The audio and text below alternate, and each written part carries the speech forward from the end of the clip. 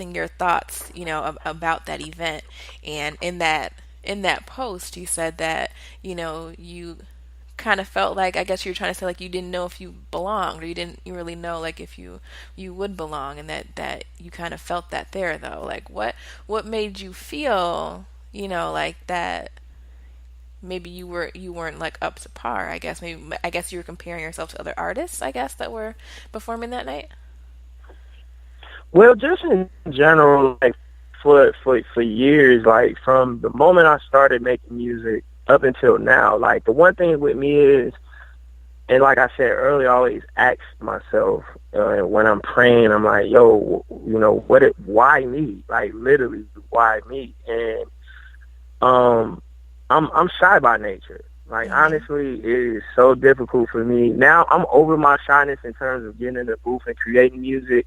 Mhm. I'm still pretty nervous when I get on stage and perform in front of people, but I've never wanted this, And what continues to push me to make music is because I feel that, every time I get to a point where I'm like, all right, I'm not going to do it, something really remarkable happens, whether it's somebody calls me and says, yo, where's the music? We've been waiting on it. Or if I do a show and I get the love that I got Sunday, it's kind of like, all right, man, I can't just stop making music. But, it's not something that I ever really wanted. And it kind of literally just fell in my lap. And it's not that I never embraced it. Maybe I'm a little scared. I don't know what it is, but it's just always in my mind. Like, I look at some people that, when I started making music and I started becoming cool with them, like some of these people have been making music years and years and years before I even thought about making music. And I've gotten further ahead than those people. And these are people that I actually respect. And it's just moments like that why I start questioning myself, all right, what is my purpose? And that's why I create the music that I create, because knowing that there's people out here that, they put in so much work to try to get on, and they make so much dope music, and just it's so hard for us as artists, and any artist that's listening, I know that they will understand when I say this. It takes so much to get music done. It's very costly if you don't have people that are willing to invest their time and their resources in you. It could get costly, and a Mhm. lot of people don't have the finances to fund their careers. Right. I get incredible production. You know what I'm saying? I've been blessed to get a lot of stuff. I ain't gonna lie, got a lot of stuff done for free Mhm. in my career, where you would think I've paid so much money for it, but these people believe in me, so they've offered their services to me, and helped me. And I look back at all of this and I always say, dang, man, I just kind of fell into music by accident, or maybe not by accident, but I always feel like, this just happened overnight for me. And I compare myself to the people that don't have the luxuries that I have, and I always say, dang, why did this gift just out of nowhere, be handed to me? So, hopefully I'm using it the right way, but yeah, I'm always overthinking things, Carla. The more you get to know me, Yeah. That's maybe not you a can be bad one of thing. those people to put me in my place. Yeah. Yeah, we gonna snap you back to reality, and no, but it's, and I always tell people, on the podcast anyway, like, I won't preach to you guys, listening, but there's something to be said when you're walking in your God-given purpose, right? Things start to fall in line where people wouldn't expect them to fall in line for you, that's called favor. When you have people that are willing to do things for you, for free, or people are offering to, chip in or to come help out, where someone else that isn't walking in their purpose wouldn't get. So the fact that you have had, really great production, you've worked with really great artists, those are signs, at least in my opinion, that you're doing what you're supposed to be doing, and you are walking in, your purpose. So be encouraged in that. I'll keep it short. I won't preach. Um, or go into Sunday school teacher mode. I'll scale it back just a little bit. But there is something to be said for that. So appreciate you sharing, that side of, your own, like, self perspective. So that's dope. Um, I want to talk a little bit about in the beginning of the show. I read a bio, and we it touched on the fact that you have used your shows and opportunities to raise money and awareness for some diseases that are really important to you, lupus and multiple sclerosis and autism. Um, why those diseases specifically? Well, it started with lupus. It's I have a friend named Raina who, we became friends through her coming to the shows. She's a huge fan, a huge supporter of what I do musically, and randomly, well, before I get to that, I had got to a point as an artist where, I was performing the same material at all of these events. I started putting my own events together because I got tired of being put on bills that didn't really represent what I was trying to do. Mm-hmm. And I was getting put in the crowd of artists that, it just didn't blend well. So I'm like, why don't I just start investing in myself and put my own events together and bring people to me that I want to be a part of what I'm doing. So I started doing that. And I'm like, after a while, I'm like, man, I'm putting on the same show over and over again. And I ain't really got that big of a fan base where, I can travel. I wanted to give much more than what I was giving. And ironically, Raina was posting something on Twitter at the time, and she was raising money for lupus. I didn't even know Raina had lupus. Mm-hmm. And I kind of did my research, and I had reached out to her. I was actually in the process of putting an event together. I'm like, yo, can I dedicate this event to your cause? And I'm like, I'll give you all of the money. You can do what you want to do with it. And, she gave me that blessing. And, man, from that event to see, it was one of the biggest, events I did in terms of the amount of people that showed up.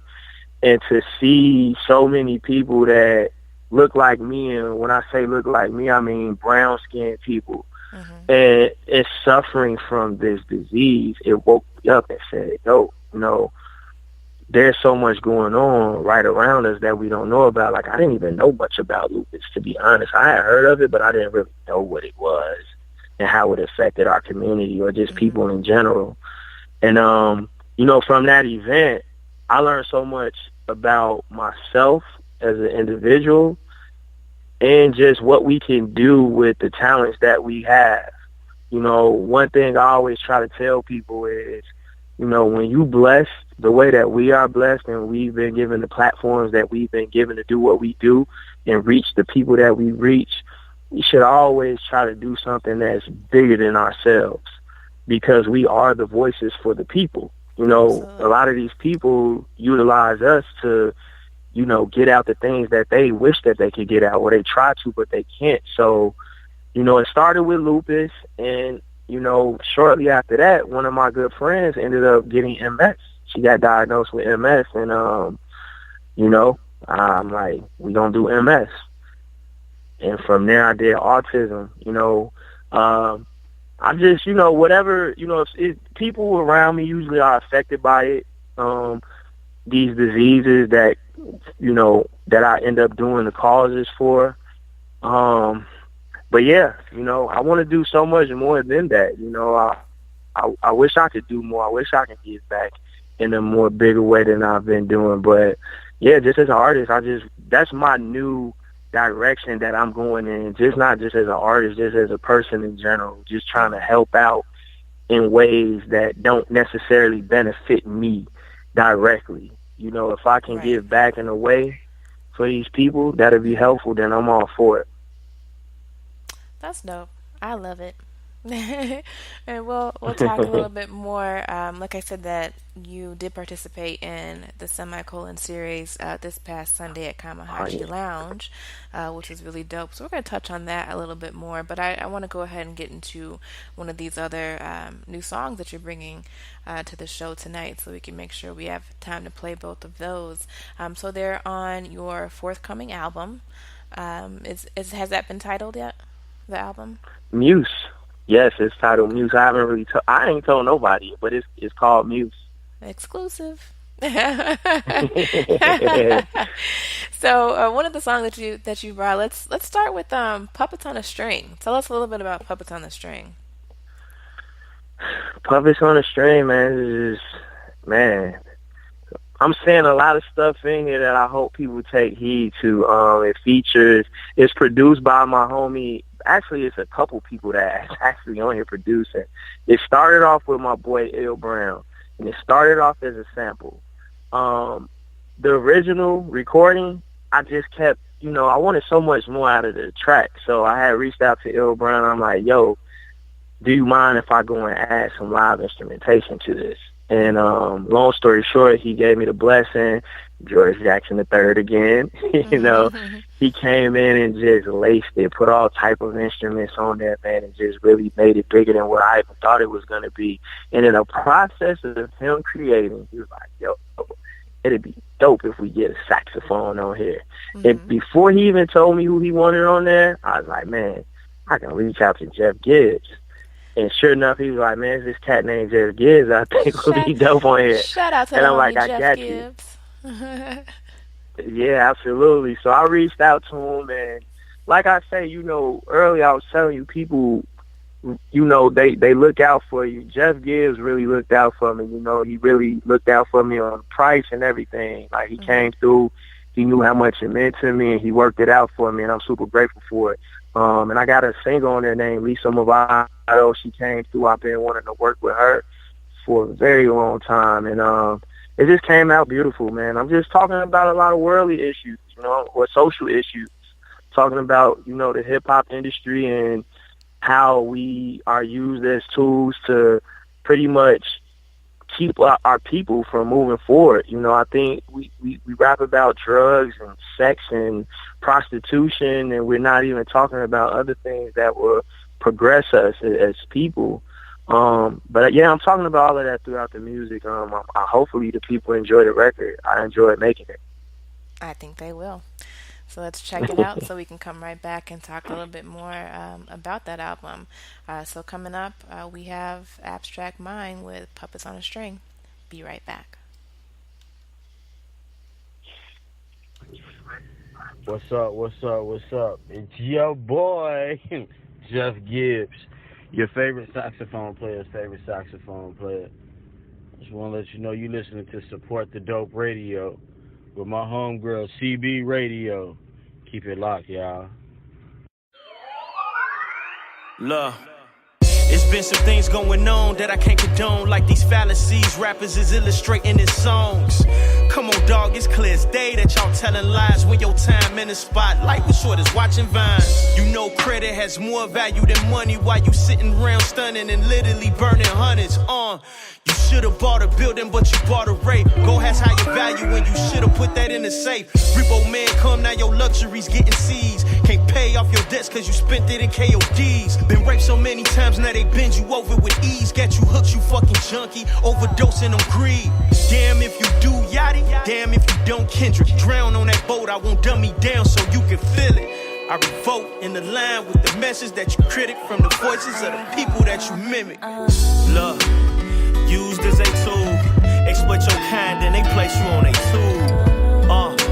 I think that you should listen when we try and shed light, but you rather dismiss it. Damn, brother, you been lied to. Sister, you don't need that love that he provides you.